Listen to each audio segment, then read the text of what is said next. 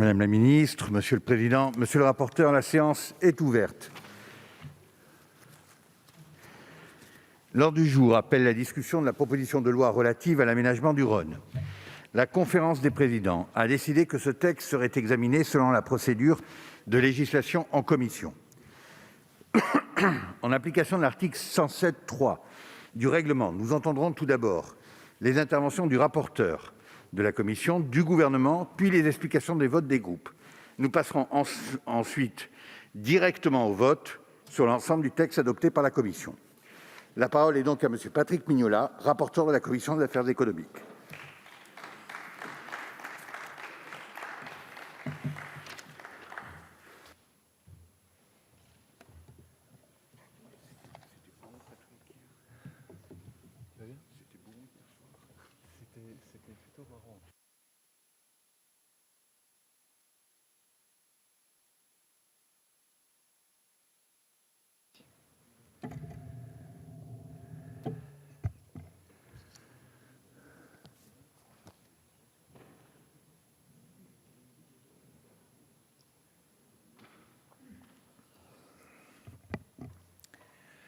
Monsieur le Président, Madame la Ministre, Monsieur le Président de la Commission des Affaires économiques, mes chers collègues, le moment est singulier. Le texte sur lequel nous nous apprêtons à voter modifie une loi de près d'un siècle, 1921, qui, portée à l'initiative d'élus rhodaniens à l'époque, avait fixé les grandes lignes de l'aménagement du Rhône. Le Rhône est constitutif de l'identité du pays. Troisième fleuve français par sa longueur, deuxième par son débit, il est jalonné de 19 ouvrages hydroélectriques, de 14 écluses à grand gabarit et de 22 sites industriels et portuaires.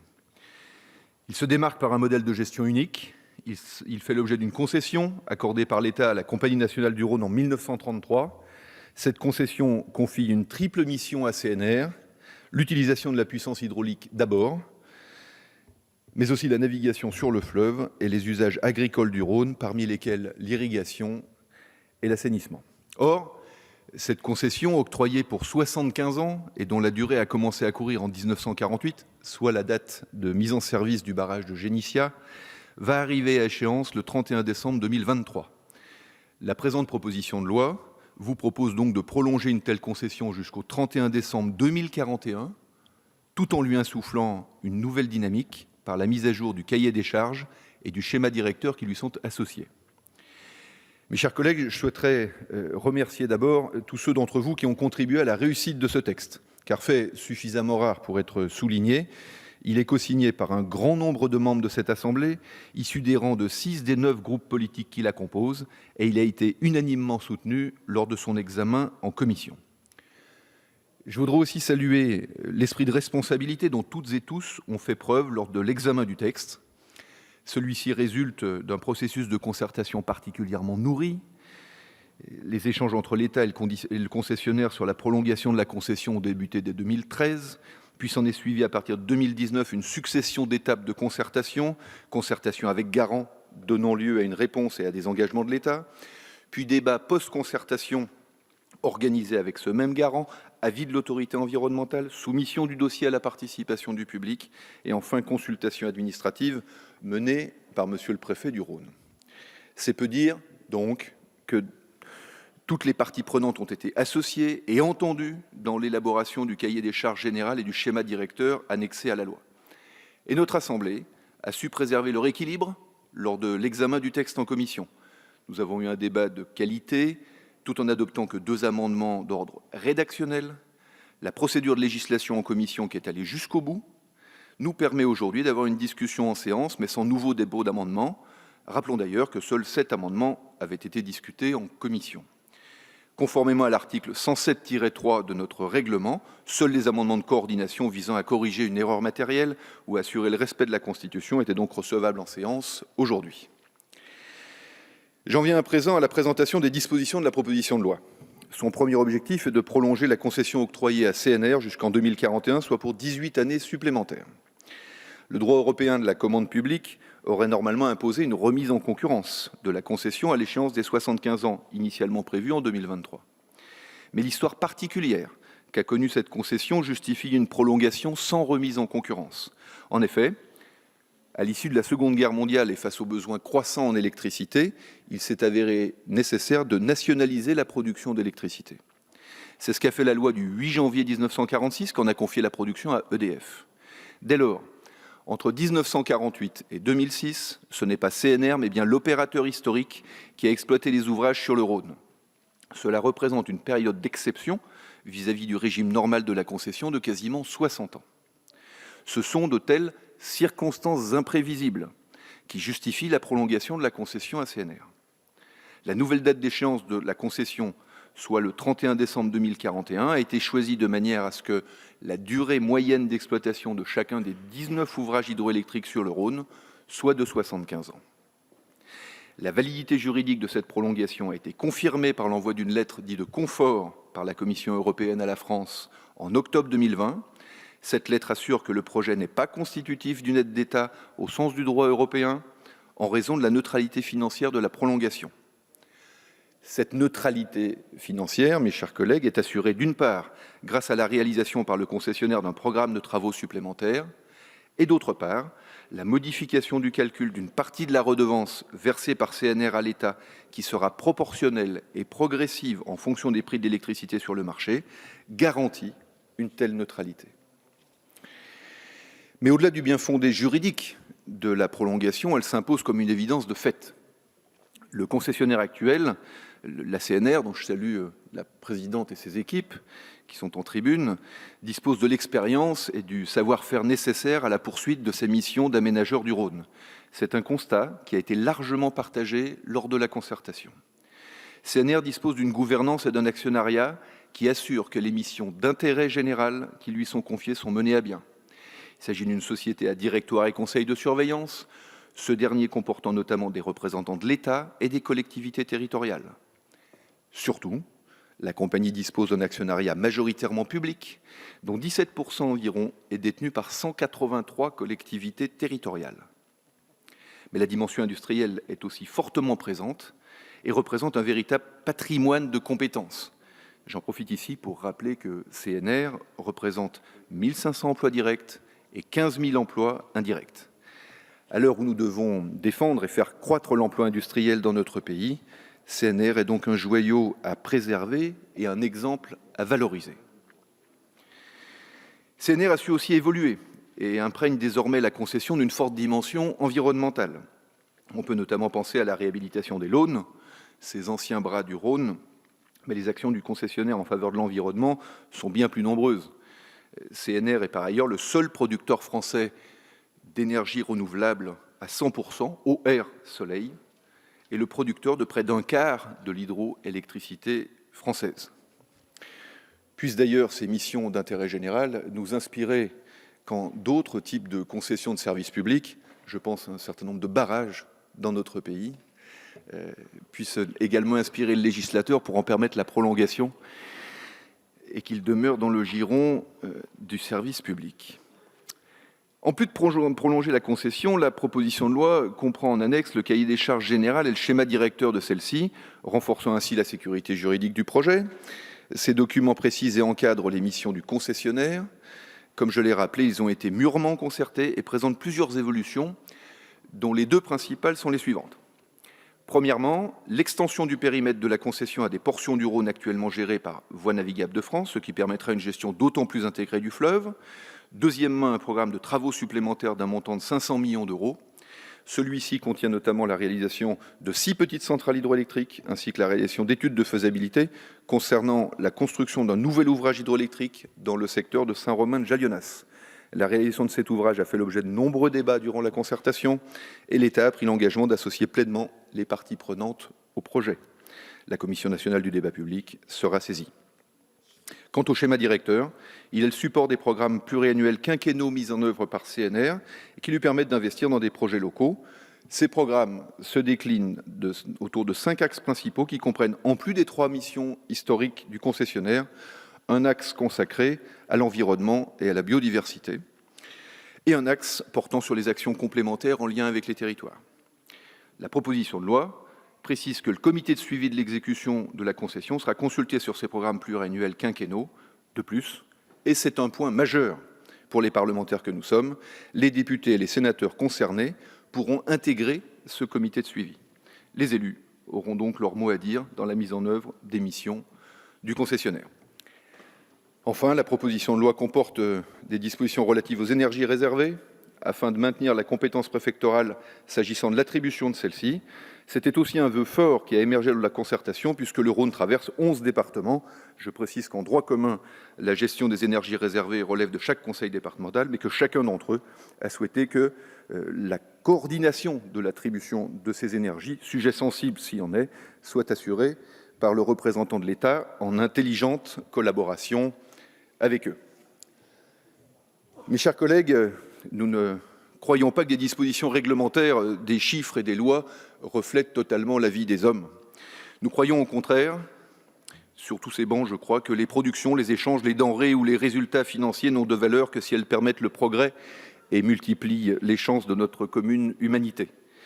Je terminerai donc simplement en nous rappelant que le Rhône est aussi, parce qu'il est d'abord, ce fleuve dans lequel on joue, ou parfois sur lequel on joute, ces flots où l'on entend parfois que le bruit des rameurs qui frappent en cadence, ce paysage fixe et pourtant en mouvement dans lequel plongent et rêvent les yeux des enfants, des contreforts du Colombier à Chavornay ou à Béon, des rives du canal de Savière par lequel le Rhône afflue ou reflue le grand lac du Bourget, jusqu'au delta où le Rhône embrasse une Méditerranée qui fut le berceau de notre civilisation. Alors je vous invite à l'adopter le plus largement possible pour que, confiant ce texte au Sénat qui a déjà réalisé un travail préparatoire de grande qualité, nous puissions confier à CNR les destinées de ce grand fleuve jusque 2041. Je vous remercie. Merci, monsieur le rapporteur. La parole est à madame Bérangère Abba, secrétaire d'État chargée de la biodiversité.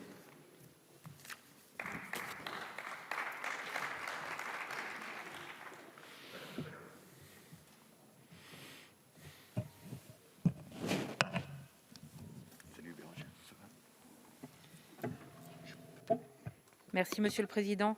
Monsieur le Président de la Commission, Monsieur le rapporteur et Président Mignola, Mesdames, Messieurs les députés, je suis très heureuse d'être avec vous aujourd'hui sur cette proposition de loi qui nous réunit non pas sur une simple décision de prolongation d'une concession d'aménagement et d'exploitation, mais surtout sur un des plus beaux cours d'eau français, le fleuve Dieu pour certains, le fleuve Roi, un cours d'eau puissant qui va de la Suisse à la Méditerranée. Le Rhône a évolué, il a évolué avec nous et aujourd'hui son exploitation va de pair avec l'accélération de la transition écologique en partenariat avec les collectivités locales évidemment, avec des projets d'aménagement durable de nos territoires dans un développement ambitieux des énergies renouvelables. Nous parlons donc bien ici d'un projet qui est tout à fait unique et qui associe enjeux énergétiques, de mobilité, de gestion de l'eau, des enjeux donc économiques, environnementaux, sociaux, qu'il est parfois difficile de concilier. Et nous avons aujourd'hui ici un très bel exemple de ce travail et de cette évolution dans le temps. Je remercie donc Monsieur le Président Mignola ainsi que l'ensemble des groupes signataires de cette proposition de loi sur tous les bancs. Merci de vous être saisis de ce sujet essentiel. Le gouvernement est naturellement très attaché à cette mission presque centenaire de la Compagnie nationale du Rhône.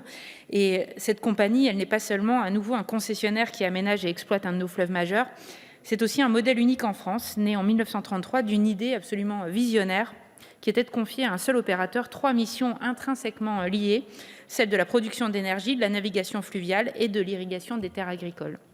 Alors nous avons dans tous ces domaines, et depuis le début de la concession, dû nous adapter.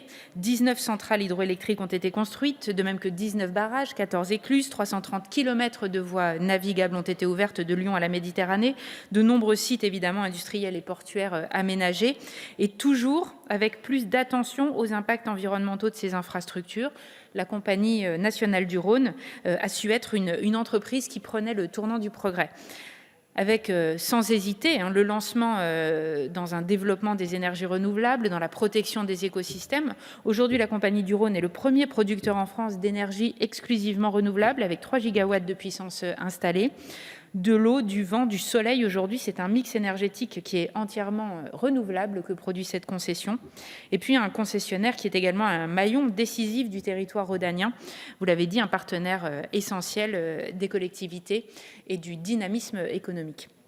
Avec donc dans ces projets menés au fil des décennies un point commun, toujours celui de contribuer à des missions d'intérêt général au bénéfice des territoires, qu'il s'agisse de développer les 27 000 hectares de domaines concédés le long du Rhône à des fins de valorisation économique ou environnementale, ou de financer des projets territoriaux en faveur des énergies renouvelables, de la protection de la biodiversité, du tourisme ou encore de l'agriculture durable. Je crois que cet ancrage local, il fait aussi l'identité de cette compagnie et l'identité de ce territoire qui se marient dans ces projets et se retrouvent d'ailleurs dans la gouvernance de la Compagnie nationale du Rhône, puisque son capital est composé notamment de 183 collectivités locales actionnaires. Avec donc dans ce contexte le gouvernement qui soutient fortement cette proposition de loi, vous l'aurez compris, qui intervient à un moment tout à fait décisif, puisque vous le savez, le terme de la concession doit intervenir au 31 décembre 2023. Dès 2014, l'État avait engagé ses démarches pour organiser l'après, en concertation avec les différentes parties prenantes. Il est apparu au fil des échanges que la prolongation par voie législative était sans doute la solution la plus robuste, la plus étayée juridiquement. Et donc nous avons avec cette proposition de loi, j'en ai la conviction, partagée évidemment avec le gouvernement, un texte tout à fait satisfaisant et équilibré. Avec d'abord les questions juridiques du point de vue du droit européen de la concurrence qui ont fait l'objet d'échanges nourris avec la Commission, qui ont permis d'aboutir à un projet de prolongation de la concession sur lequel la Commission a indiqué au gouvernement qu'elle n'identifiait pas à ce stade d'éléments constitutifs d'une aide d'État. Nous avons ensuite, dans cette proposition de loi, inscrit au plus haut dans notre hiérarchie des normes, dans une disposition législative ad hoc, cette concession toute particulière afin de prendre en compte toutes ces spécificités. Et puis, nous l'avons fait de manière tout à fait démocratique et participative, puisque dans les termes soumis aux procédures de concertation et de consultation du public qui se sont tenus entre 2019 et 2021, tous les débats ont pu avoir largement lieu, et c'est évidemment heureux. Enfin, cette proposition de loi, elle nous permet de renforcer les exigences et les ambitions du cahier des charges de la concession. On pense évidemment notamment à l'insertion de dispositions permettant aux députés et sénateurs élus des départements et circonscriptions du périmètre de cette concession de participer au comité de suivi. La proposition de loi qui inscrit clairement aussi dans son cahier des charges le fait que les missions d'intérêt général au bénéfice des territoires feront l'objet d'un schéma directeur et de programmes quinquennaux. Et puis un comité de suivi qui se prononcera explicitement sur ces programmes. Ce sera évidemment dans cette ouverture et cette participation au débat, ce partage des enjeux, une réflexion commune qui sert à la fois l'information de la représentation nationale et sa participation aux réflexions. Et puis, et enfin, cette prolongation de la concession jusqu'en 2041 a une vertu essentielle, celle de nous redonner de la visibilité pour les collectivités des territoires, en particulier celles qui en sont actionnaires, de la visibilité pour l'entreprise concessionnaire et ses plus de 1400 salariés, bien plus encore évidemment concernés sur tout le bassin, et une visibilité sur notre trajectoire de décarbonation, puisque vous le savez, la concession du Rhône prend une part importante dans le déploiement des énergies renouvelables, avec une production qui représente près du quart de la production française d'hydroélectricité. C'est évidemment un apport tout à fait majeur, et une concession qui permet également de développer largement le photovoltaïque et l'éolien dans le territoire rhodanien. Alors vous connaissez notre trajectoire qui est ambitieuse et nos objectifs, atteindre la réduction de nos émissions de 55% d'ici à 2030 pour une neutralité carbone à horizon 2050. Eh bien, pour cela, nous devons prévoir dans cette programmation pluriannuelle de l'énergie de passer à 40% d'électricité produite par les énergies renouvelables à horizon 2030, là où aujourd'hui nous n'en sommes qu'à 25%. Dans cette perspective, évidemment, un pilotage de long terme est tout à fait nécessaire à cette planification. La concession du Rhône y prend toute sa part, avec une prolongation de la concession qui permettra aussi de renforcer, de consolider les actions sur les autres champs de la concession, que ce soit la navigation ou encore l'agriculture durable. Et puis, et vous ne serez pas surpris, je verrai tout particulièrement à ce que la CNR mène à bien et renforce, avec le soutien de l'Agence de l'eau, son programme d'action pour la protection et la restauration des écosystèmes, que ce soit au travers des obligations de travaux imposés aux concessionnaires ou par ses missions d'intérêt général. Même si le fleuve est largement aménagé, nous pouvons faire beaucoup mieux encore en ce domaine, en améliorant par exemple la circulation des poissons migrateurs, le transit sédimentaire, la restauration des launes, ces anciens bras du Rhône qui ont été court-circuités par le chenal navigable, ou encore la gestion des zones humides connexes au fleuve et la restauration des berges. Nous avons donc vraiment ici un projet qui est tout à fait global, qui est au cœur des enjeux de la transition. C'est moins connu également, mais une CNR qui participe largement à des actions de communication, de médiation autour de ces enjeux, qui accompagne aussi des actions de connaissance, comme la récente campagne Tara Océan sur les rejets microplastiques, qui participe à l'organisation de grands événements de sensibilisation à l'environnement. Et je remercie la Compagnie du Rhône d'avoir été à nos côtés dans l'organisation du Congrès mondial de la nature de l'UICN. Vous l'aurez compris, donc au vu de l'ensemble de ces enjeux, le gouvernement soutient pleinement cette proposition de loi. J'en remercie à nouveau ses auteurs. Le propre, je crois, d'une politique écologique responsable, c'est de nous fixer un horizon, partager une trajectoire pour que chacun puisse anticiper ces changements nécessaires. C'est d'agir avec et non pas contre les territoires, et c'est ce que l'on voit ici dans cette gouvernance de la compagnie. Et puis, c'est de partir de l'existant, en l'espèce ce fleuve, de ses contraintes, mais aussi de ses formidables opportunités. Merci à nouveau pour ce texte fédérateur est nécessaire.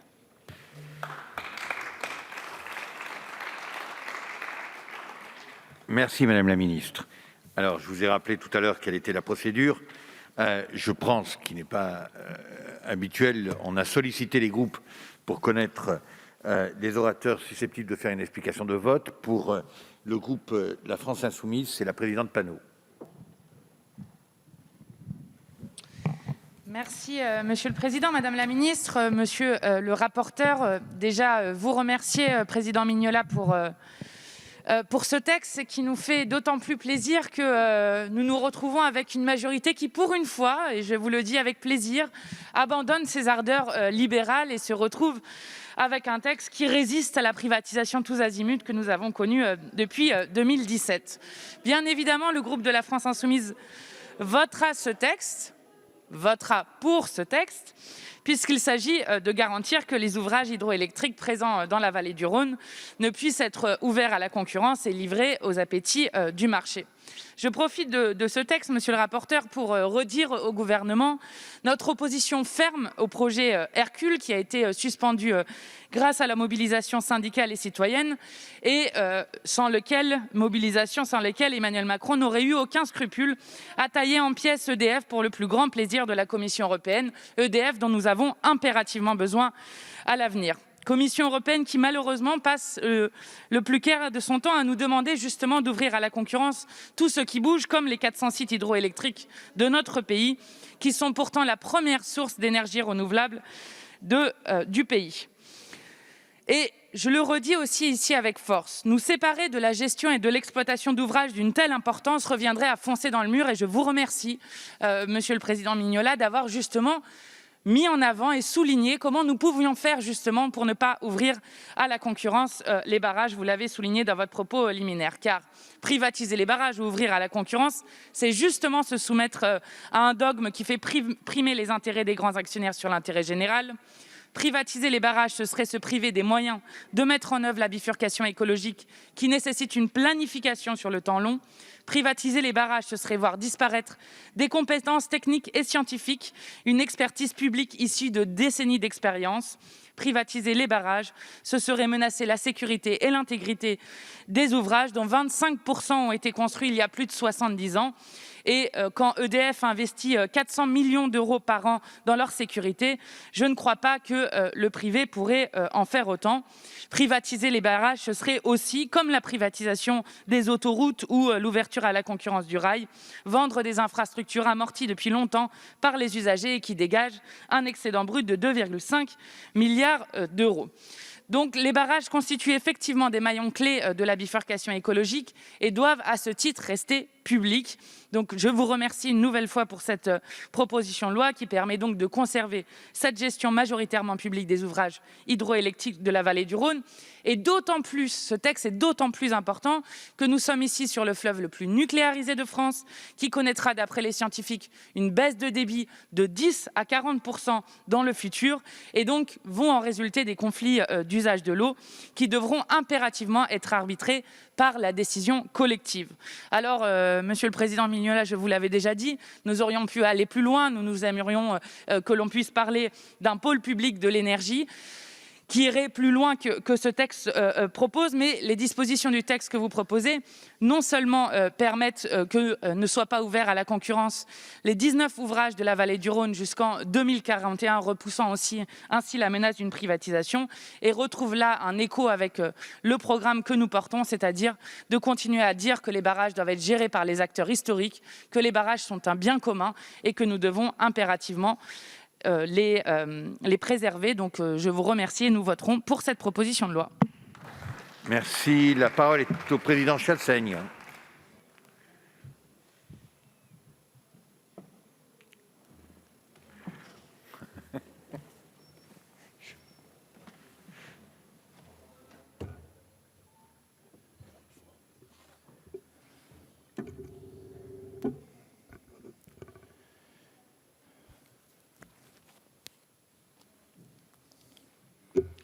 Monsieur le Président, Madame la Ministre, Monsieur le rapporteur, chers collègues, alors que la Commission européenne avait adressé à la France, il y a 2 ans, une nouvelle mise en demeure pour obtenir, dans le cadre du renouvellement des concessions, l'ouverture à la concurrence de nos installations hydroélectriques, nous avions été, en avril 2019, à l'initiative d'une proposition de résolution européenne pour l'avenir du secteur hydroélectrique. Signé par plus d'une centaine de députés issus de tous les bords, ce texte invitait le gouvernement à se rapprocher de ses partenaires européens en vue d'exclure explicitement le secteur hydroélectrique du champ des directives européennes sur les services dans le marché intérieur et l'attribution de contrats de concession. Nous y rejetions comme dangereuse et irrationnelle l'ouverture à la concurrence de ce secteur stratégique au plan économique, social et environnemental qui s'adosse à un patrimoine financé de longue date par les Français et conservé en excellent état. Nous prenions fait et cause pour que l'exploitation de nos ouvrages électriques puisse être conservée par nos opérateurs historiques, la Compagnie nationale du Rhône, mais aussi EDF ou la Société hydroélectrique du Midi. Nous estimons en effet, comme une majorité de nos concitoyens et de très nombreux élus de nos territoires, que l'hydroélectricité dépasse de très loin le seul cadre de la production d'énergie et recouvre de multiples enjeux, et notamment un enjeu environnemental et de service public incontournable qui intéresse les différents usages de la ressource en eau et le rôle propre des barrages sur nos territoires en matière d'irrigation agricole, de fourniture d'eau potable, de soutien d'étiage ou de tourisme. La pluralité des missions de la Société anonyme d'intérêt général Compagnie du Rhône est une illustration du bien fondé d'une approche guidée par l'intérêt général. Comme je le soulignais en commission, le premier mérite du texte que nous examinons aujourd'hui est de garantir la maîtrise publique de ce formidable outil qu'est la Compagnie nationale du Rhône en évitant une fragmentation, un éclatement entre les 3 objets d'une gestion aujourd'hui unifiée: les ouvrages hydroélectriques, les infrastructures de transport fluvial et les installations portuaires, et les 27 000 hectares de domaine public qui permettent une valorisation économique favorable à l'agriculture et à l'accompagnement des projets de territoire. Le second mérite de ce texte est de mettre en exergue le caractère incontournable des opérateurs historiques, parmi lesquels la Compagnie nationale du Rhône. Ces acteurs sont les seuls, en effet, aujourd'hui, à même d'offrir des garanties suffisantes en matière de gestion des risques sécuritaires, de soutien à l'économie et à l'emploi et de prise en compte effective de la diversité des usages et de la ressource en eau. Ils sont aussi les seuls à pouvoir s'inscrire dans des logiques de long terme, conduire les investissements nécessaires pour accroître en particulier nos capacités en hydroélectrique dans le respect des enjeux environnementaux.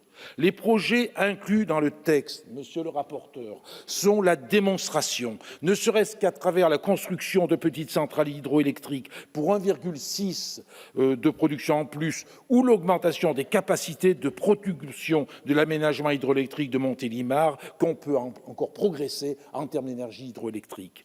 Le troisième mérite du texte est de permettre à la Compagnie générale du Rhône de poursuivre la réalisation des missions d'intérêt général qui sont les siennes en faveur du développement de la vallée du Rhône, tout en lui donnant les moyens d'affronter les défis qui l'attendent en matière d'anticipation et de gestion des conséquences du réchauffement climatique ainsi que de reconquête de la biodiversité, en concertation étroite avec les élus locaux, mais je crois que vous l'avez très bien montré dans votre présentation. Comme le soulignait un collègue en commission, je ne sais plus lequel, ou peut-être une collègue, la Compagnie nationale du Rhône est un outil exemplaire qui permet de gérer l'ensemble des enjeux énergétiques, enjeux économiques, enjeux environnementaux, tout au long du Rhône, au sein d'un même organisme. Je le dis avec beaucoup moins de poésie que vous, parce que je ne suis pas de rhodanien en ce qui me concerne, tout simplement auvergnat, monsieur le rapporteur.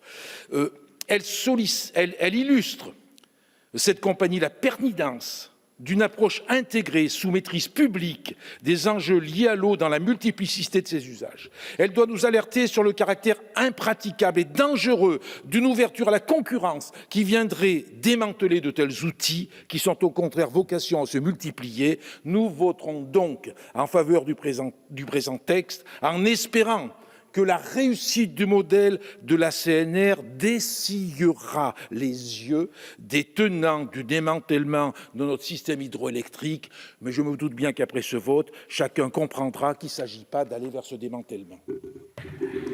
Merci, Président. La parole est à Monsieur Anthony Sellier pour La République En Marche.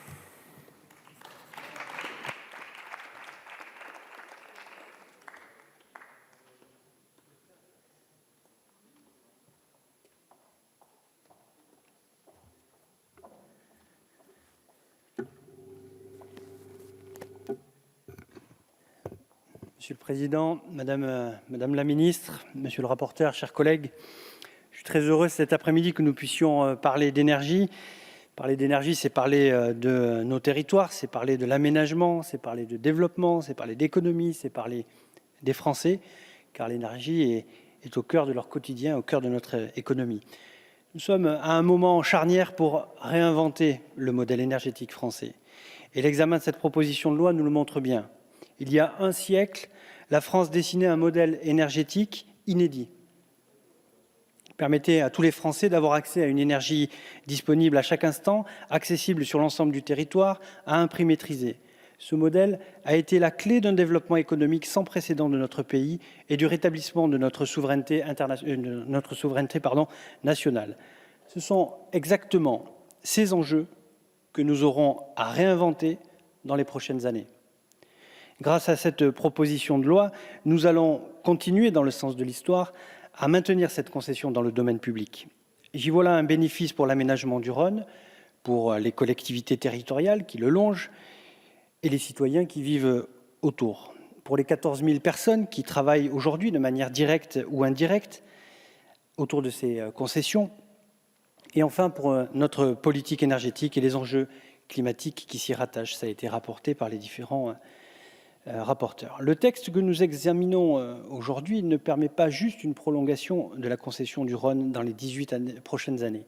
Il permet, comme je le disais, de regarder l'histoire en se tournant vers l'avenir. La CNR a 3 missions principales, la valorisation de la puissance hydraulique, la navigation, l'irrigation et l'assainissement, en lien bien évidemment, Madame la Ministre, aux enjeux environnementaux et de biodiversité qui s'y rattachent. Cette proposition de loi vient consolider ces missions, notamment avec un programme d'investissement de 500 millions d'euros, la mise en place d'une redevance variable en fonction des prix de l'électricité, une hausse des investissements au titre du schéma directeur de la concession à hauteur de 160 millions d'euros par période de 5 ans, et enfin une extension du périmètre concédé en intégrant les tronçons et les ouvrages de navigation du Rhône gérés par Voies navigables de France. Mais nos débats ne peuvent éluder la situation que connaissent actuellement les marchés de l'énergie en France et en Europe. Cette crise de l'énergie, qui accompagne la reprise de l'activité économique, touche avant tout les énergies fossiles, charbon, pétrole, gaz, qui impactent également les prix de l'électricité. Face à cette situation, nous n'avons qu'une seule option, regarder avec sincérité et exigence l'objectif de neutralité carbone et construire autour de cet impératif climatique une politique énergétique de long terme. En 30 ans, c'est-à-dire en une génération, une seule génération, nous devons passer d'une France dépendante aux énergies fossiles, je vous rappelle que la France dépend à 63% d'énergie carbonée, à une France en 2050 neutre en carbone, une société qui consomme mieux et qui produit une énergie décarbonée. Voilà le défi. Face à ce défi climatique et énergétique qui se présente, la trajectoire est claire. Il nous faudra mobiliser l'ensemble du parc nucléaire existant et à venir, accélérer considérablement le développement des énergies renouvelables et maintenir une politique exigeante d'efficacité énergétique. Le chemin sera long, le chemin sera difficile et nécessite une anticipation de long terme. Chers collègues, les vieilles polémiques n'ont pas leur place face à l'urgence qui est la nôtre. L'atteinte de nos objectifs climatiques est impossible sans un développement massif des énergies renouvelables, de toutes les énergies renouvelables, sans aucune exception. Le texte que nous examinons permet d'aller dans ce sens en valorisant sur notre territoire les atouts de l'énergie hydroélectrique. Le programme d'investissement adossé à la proposition de loi doit notamment permettre d'accroître la croissance électrique du Rhône. Et enfin, concernant la construction de nouveaux ouvrages, notamment dans le secteur de Saint-Romain de Jalionnas, une fois la loi votée, la CNR pourra lancer une phase d'étude permettant de vérifier la pertinence ou non de construire un nouvel aménagement hydroélectrique. À l'heure où nous souhaitons renforcer notre indépendance énergétique et accélérer le déploiement des énergies renouvelables, cette proposition de loi est d'importance. Elle envoie un signal. Vous comprendrez donc que pour l'ensemble de ces éléments, le groupe majoritaire votera pour ce texte. Je vous remercie. Merci, monsieur le député. La parole est à Madame Virginie Duby-Muller pour les Républicains.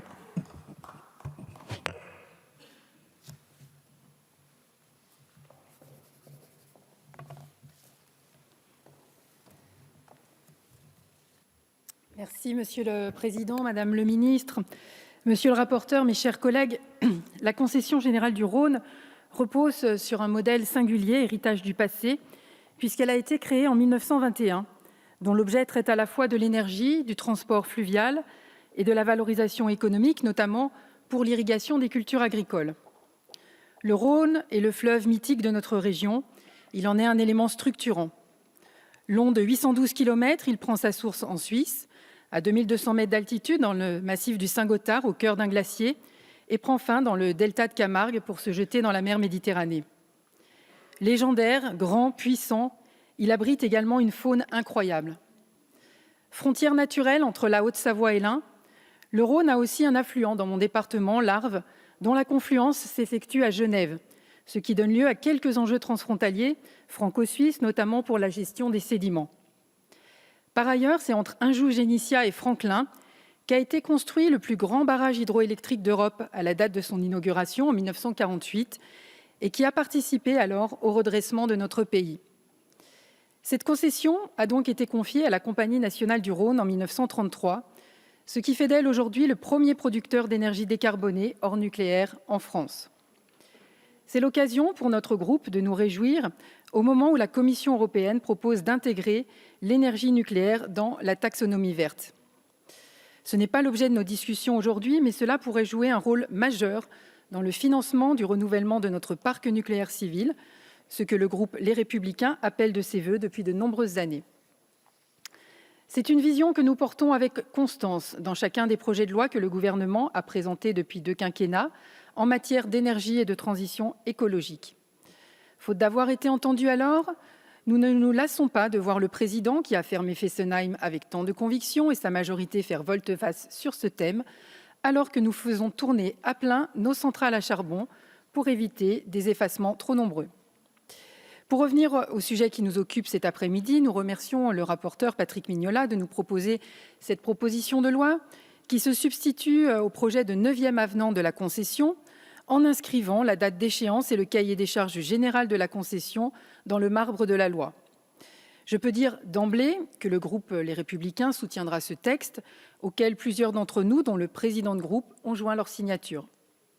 Ce projet est ancien, puisque cela fait près de 10 ans que la CNR et l'État en discutent les contours et le large travail de concertation dont il a fait l'objet.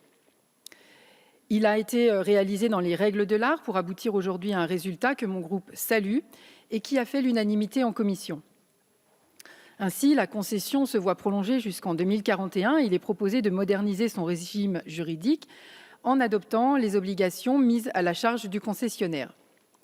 Cependant, la validation par la Commission européenne de l'application de la méthode de calcul permettant de fixer la date d'échéance de la concession à 2041, sans notification au titre des règles européennes sur les aides d'État, ne fait que repousser un problème maintes fois évoqué dans les débats que nous avons eus en ces lieux, mais jamais résolu. Ce sera l'objet de ma conclusion, puisque le renouvellement des concessions hydroélectriques matière à un contentieux majeur avec la Commission européenne est pour nous un sujet particulièrement préoccupant.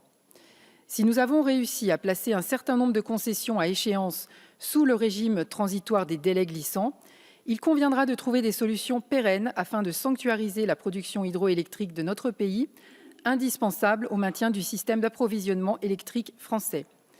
Le groupe Les Républicains votera donc en faveur de cette proposition de loi. Je vous remercie. Merci, Madame la députée.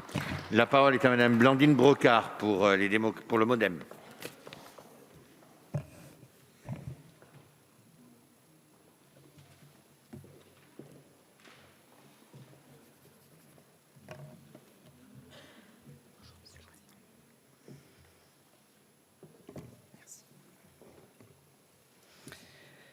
Tu cours superbe, ô Rhône, florissant en sablon d'or et argentineuse eau. Main fleuve gros te rend plus ravissant, sein de cités et bordés de châteaux, te pratiquant par sûrs et grands bateaux, pour seul te rendre en notre Europe illustre. Madame la ministre, monsieur le rapporteur, mes chers collègues, évidemment, ces vers ne sont pas de moi. Ce sont ceux de Maurice Sèvres, qui est le chef de file de l'école lyonnaise au XVIe siècle. Et il dépeigne bien mieux que je ne le ferai le Rhône, ce fleuve qui m'est cher et qui est cher en effet à tous ceux qui habitent ses rivages. Un fleuve auquel tiennent tous les habitants de sa vallée, qui court du lac Léman à Lyon où il reçoit la Saône, puis plonge vers la Méditerranée en arrosant Valence, Avignon ou Arles. Abondé des eaux de l'Ain, de l'Isère, de la Drôme, du Gard, de la Durance et de tant d'autres, le Rhône déverse plus de 1800 mètres cubes d'eau dans la Méditerranée à chaque seconde, après avoir irrigué ses coteaux qui donnent naissance notamment aux fruits du deuxième vignoble de France. Le Rhône, c'est également la source de 25% de notre production hydraulique, et ce, grâce à l'implication de la Compagnie nationale du Rhône depuis 1934. Vallée ensoleillée grâce au Mistral, elle conjugue deux éléments propices au développement de parcs solaires et éoliens. Chers collègues, au nom du groupe démocrates et démocrates apparentés, mais également en tant qu'élu du département du Rhône, je me réjouis de l'examen de cette proposition de loi, fruit de plusieurs années de concertation et pour laquelle je remercie chaleureusement son rapporteur, notre cher président Patrick Mignola, qui a permis un très large consensus sur tous nos bancs. Cette proposition de loi est en effet la concrétisation d'une volonté commune, partagée par une très large majorité des élus locaux et des parlementaires, celle de prolonger la concession du Rhône, de l'adapter aux nouveaux enjeux et de la moderniser. Avec cette prolongation, c'est un modèle unique en France que nous souhaitons préserver. En effet, comme il a été rappelé, la Compagnie nationale du Rhône s'est vue confier la concession unique du Rhône en 1934 avec 3 missions indissociables: la production d'électricité, le développement du transport fluvial et l'irrigation des terres agricoles. La mise en service du barrage de Génissia en 1948 marquait le point de départ d'une concession de 75 ans qui arrive donc à échéance en 2023 et nous proposons avec ce texte de la prolonger de 18 années, c'est-à-dire jusqu'en 2041. Car, effectivement, c'est un modèle unique en France et qui a largement fait ses preuves en matière d'aménagement du Rhône au regard de sa triple vocation au service de l'intérêt général. Une vocation unique en termes de gouvernance, tout d'abord, parce qu'en effet, la structure de son actionnariat garantit une participation publique majoritaire et la pleine implication des territoires. Une vocation unique ensuite par son modèle économique solidaire. Les revenus issus de la production d'électricité financent les autres activités telles la préservation du fleuve et sa biodiversité. En outre, il est à noter que la CNR emploie près de 1500 personnes et génère quelques 15 000 emplois indirects. La prolongation de cette concession, c'est donc également un enjeu de préservation d'emplois et de savoir-faire français. Une vocation unique, enfin, grâce à sa contribution environnementale. En effet, chers collègues, nous nous sommes fixés des objectifs climatiques ambitieux. Porter à 40% la part d'énergie renouvelable dans notre production électrique d'ici 2030. En tant que producteur d'une énergie 100% renouvelable, la CNR représente un atout indispensable pour notre combat contre le réchauffement climatique.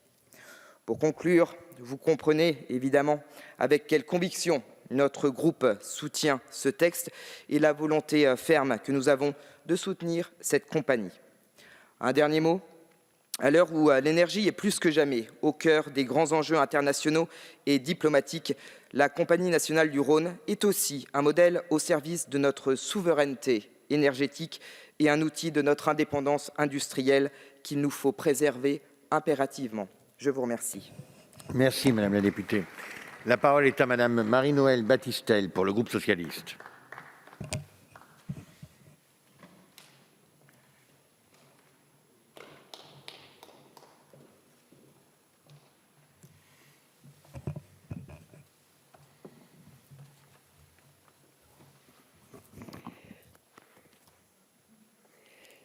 Merci, Monsieur le Président, Madame la Ministre, Monsieur le rapporteur, chers collègues.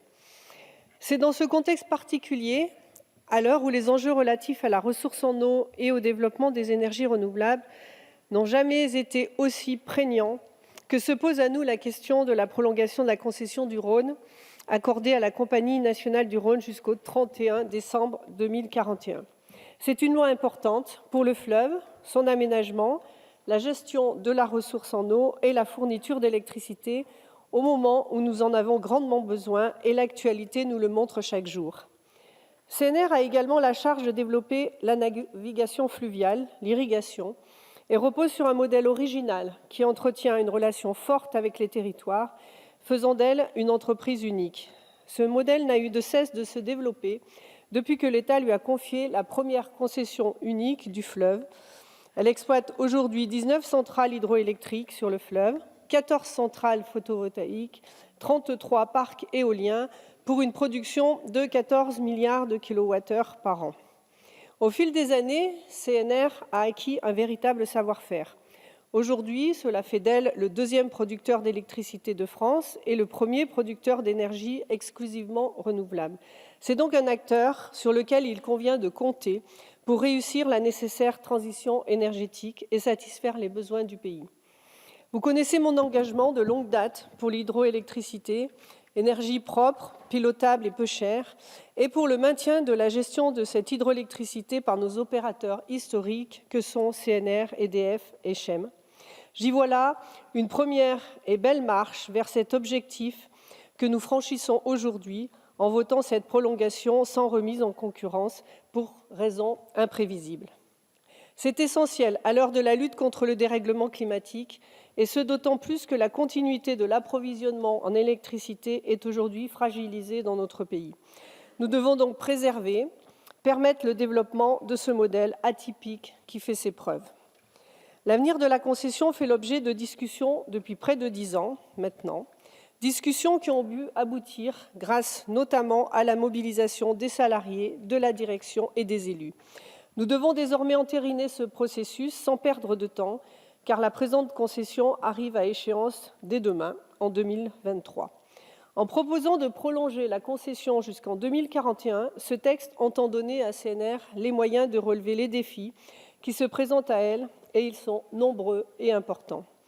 Je pense d'abord à la stratégie CNR 2030 qui démontre toute l'ambition de l'entreprise, initiée par Elisabeth Ayrault et poursuivie par Laurence Bory-Bancel, que je salue.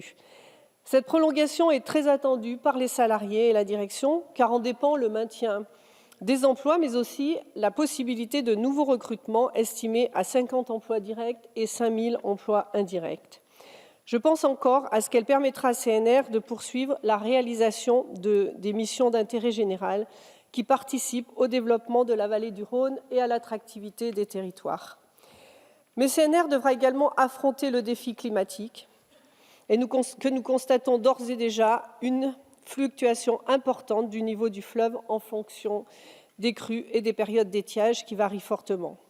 Le groupe socialiste et apparenté, qui avait pris toute sa part dans le bon aboutissement de ce projet dès 2013, dans le cadre de la loi de transition énergétique, continue de le faire aujourd'hui en co-signant cette proposition de loi, car nous considérons que cette prolongation de la concession du Rhône accordée par l'État à CNR est indispensable et doit être effective le plus rapidement possible afin de donner de la visibilité à l'entreprise.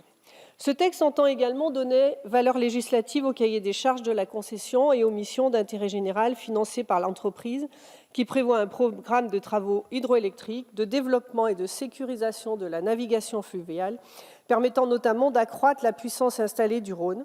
Les investissements sont conséquents, puisqu'ils se chiffrent à hauteur de 500 millions d'euros sur les ouvrages. Il est également prévu un nouvel ouvrage, si l'État le décide, et par ailleurs des plans quinquennaux de 165 millions d'euros par période pour accompagner les projets territoriaux au travers des missions d'intérêt général. Enfin, cette PPL étend le périmètre concédé. Donc, en cohérence avec ce travail réalisé depuis 2013, convaincu des enjeux liés à cette filière d'excellence, le groupe socialiste et apparenté votera avec enthousiasme et conviction pour l'adoption de cette proposition de loi. Merci, Madame la députée. La parole est à Monsieur Luc Lamiraud pour le groupe Agir.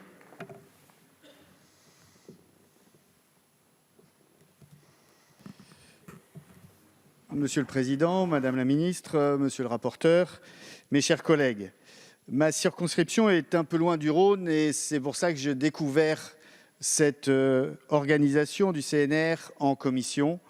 Les descriptions de Monsieur le rapporteur et de Madame la Ministre m'ont convaincu de la nécessité de maintenir cette structure encore 18 ans de plus pour son côté à la fois ancestral et pour tout ce que ce CNR a fait pour le Rhône, pour ses habitants, pour ceux qui vivent autour, mais aussi pour le verdissement de notre énergie, pour l'électricité qu'il apporte, et également tout ce qu'il fait sur l'irrigation et le contrôle du flux. Donc vous m'avez convaincu, Monsieur le Ministre, vous me l'avez presque fait aimer, ce Rhône, avec vos mots qui l'humanisent, avec le président de la Commission qui m'a adopté en tant qu'amoureux du Rhône. Donc je vous dis que le groupe Agir Ensemble votera avec plaisir pour votre texte, pour que se poursuive cette action 10 ans de plus au profit de tous ces territoires. Merci beaucoup. Merci, Monsieur Lamiraud. Avant de donner la parole à Monsieur Bricout, j'indique que sur la proposition de loi, La République En Marche et le MoDem ont demandé un scrutin public. Il est annoncé dans l'enceinte de l'Assemblée. Monsieur Bricout.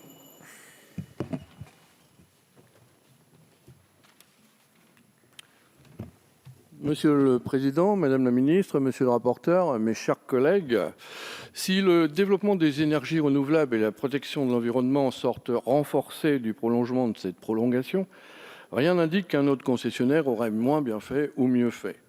Sur un sujet aussi majeur, il est cependant regrettable que le gouvernement n'ait pas déposé un projet de loi en bonne et due forme, avec une étude d'impact et par conséquent permettre un avis du Conseil d'État, notamment sur le fait de juger la fiabilité juridique du dispositif. Il serait aussi utile de connaître les résultats des discussions entre la France et la Commission européenne sur le sujet, le risque de contentieux n'étant pas à exclure. Seul fleuve français concerné par une concession unique sur l'ensemble de son bassin, il faudra aussi réfléchir à l'exploitation des installations après 2041. En effet, il ne sera pas possible de renouveler la concession. Des appels d'offres selon procédure habituelle devront bien entendu être lancés. L'exploitation des parcs éoliens en mer, tout comme certaines lignes à grande vitesse, font l'objet de concessions de construction-exploitation auprès d'entreprises privées sans que cela ne pose de difficultés majeures. J'ai bien entendu vos explications. Aussi, le groupe UDI et indépendant votera avec plaisir cette PPL. Merci. Merci beaucoup, Monsieur Bricout. Et dernière oratrice, Madame Dubié, que les Pyrénéens puissent aussi s'exprimer.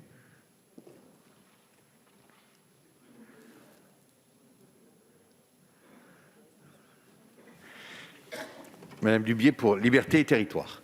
Merci, Monsieur le Président. Monsieur le Président, Madame la Ministre, Monsieur le rapporteur, chers collègues, souvent qualifié d'indomptable, le Rhône est paradoxalement de tous les fleuves français celui qui a fait l'objet du plus grand nombre d'aménagements. À l'origine d'un certain nombre de ces travaux se trouve la Compagnie nationale du Rhône. Depuis 1933, cette entreprise au statut particulier assure 3 missions solidaires: la production d'électricité, la navigation et l'irrigation des terres agricoles. C'est ce modèle spécifique qui lui a permis de concilier transition écologique et progrès économique, et c'est cette gestion équilibrée du cours d'eau qu'il convient aujourd'hui de pérenniser. C'est justement l'objet de la présente proposition de loi dont je suis co-signataire. Elle prévoit de prolonger la concession du Rhône au bénéfice de la CNR pour 18 années supplémentaires, sans remise en concurrence, soit jusqu'en 2041. J'y suis favorable pour plusieurs raisons. Tout d'abord parce que cette entreprise a noué au fil des années un partenariat privilégié avec les collectivités locales. En atteste d'ailleurs la structure de son capital, qui est détenue pour moitié par les collectivités territoriales et par la Caisse des dépôts et consignations. Ensuite, parce qu'il est urgent de donner à cette organisation de la visibilité et des moyens, afin qu'elle puisse relever les défis à venir, alors que le Rhône pourrait perdre jusqu'à 40% d'eau d'ici 2050. Des investissements importants seront nécessaires pour continuer à honorer les 3 missions au cœur de l'activité de la CNR. En outre, parce qu'à l'heure où nous devons accélérer la décarbonation de notre mix énergétique, le savoir-faire détenu par la CNR est un atout majeur pour maintenir en état de marche les ouvrages hydroélectriques qui jalonnent le fleuve, notamment en zone de montagne, et continuer à développer les énergies renouvelables. Enfin et surtout, parce que je considère que le prolongement des contrats de concession au profit des opérateurs historiques, que ce soit la CNR, EDF ou la SHEM, Société hydroélectrique du Midi, est essentiel pour maintenir notre souveraineté énergétique. À ce sujet d'ailleurs, cette proposition de loi n'est qu'un premier pas. D'autres encore doivent suivre pour avancer vers la résolution du contentieux qui nous oppose à la Commission européenne et préserver notre modèle de production énergétique. Voilà plus de 15 ans que les institutions européennes tentent de nous imposer une ouverture à la concurrence des concessions hydroélectriques arrivées à échéance. Voilà autant de temps que la France cherche à échapper à cette injonction en recourant au délai glissant, quitte à courir le risque de sanctions financières. Cette situation n'est plus tenable. Une solution a bien été cherchée par le gouvernement pour remédier à cette situation, le projet Hercule, mais il portait en lui les germes d'un démantèlement du service public de l'énergie et ne préservait pas notre modèle de concession. Nous ne pouvions pas nous en satisfaire et son abandon, même temporaire, est un soulagement. Pour ma part, je reste convaincu que la seule solution valable sera le maintien d'une gestion publique des concessions hydroélectriques. À l'heure de l'urgence écologique et climatique, nous avons non seulement besoin de verdir notre mix énergétique, mais également d'assurer la sécurité de notre approvisionnement. À ce titre, l'hydroélectricité a un rôle important à jouer et son pilotage public est une nécessité. En effet, non seulement il s'agit d'une source d'énergie peu émissive, mais contrairement aux autres énergies renouvelables, elle est également capable de fournir une production d'électricité constante. Mieux, les stations de transfert d'énergie par pompage, les STEP, et nos barrages constituent des solutions de stockage de l'électricité. Nos ouvrages hydroélectriques sont donc cruciaux pour garantir notre approvisionnement en énergie et plus largement l'équilibre entre la production et la demande, ainsi que la flexibilité et la sécurité des réseaux, sans oublier qu'ils sont de véritables leviers du développement économique pour nos territoires ruraux et en particulier en zone de montagne. Une privatisation pourrait au contraire être synonyme de perte de souveraineté énergétique. Le découpage du parc hydraulique entre plusieurs acteurs potentiellement privés pourrait augmenter les coûts de production. Je crains en outre que la concurrence économique favorise les objectifs de rentabilité au détriment de la sûreté et de la sécurité. C'est pourquoi je souhaite, à l'instar de nombreux autres collègues dans cet hémicycle, placer le patrimoine hydroélectrique français sous le régime protecteur de la puissance publique. D'ici à ce que les négociations soient portées au niveau européen et débouchent sur un compromis satisfaisant, le groupe Liberté et Territoires votera cette proposition de loi. Elle permettra, en traitant du cas spécifique de la Compagnie nationale du Rhône, d'envoyer un signal en faveur de la prolongation, voire du renouvellement des concessions au bénéfice des opérateurs historiques. Je vous remercie. Merci beaucoup, Madame la députée. Mes chers collègues, je vais mettre aux voix la proposition de loi. Donc, vous vous souvenez que c'est un scrutin public. Tout le monde regagne sa place. Je vais attendre quand même que Madame Dubié.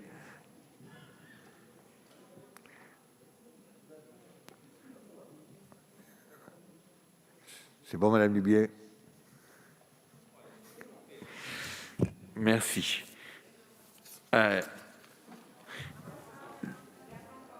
Le scrutin est ouvert.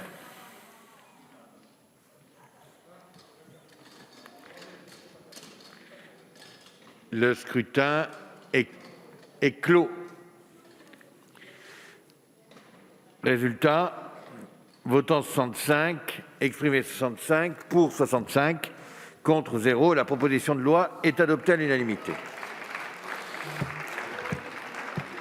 Prochaine séance, demain à 9 h, 2 propositions de résolution et 4 propositions de loi dans le cadre de la niche du groupe socialiste. La séance est levée.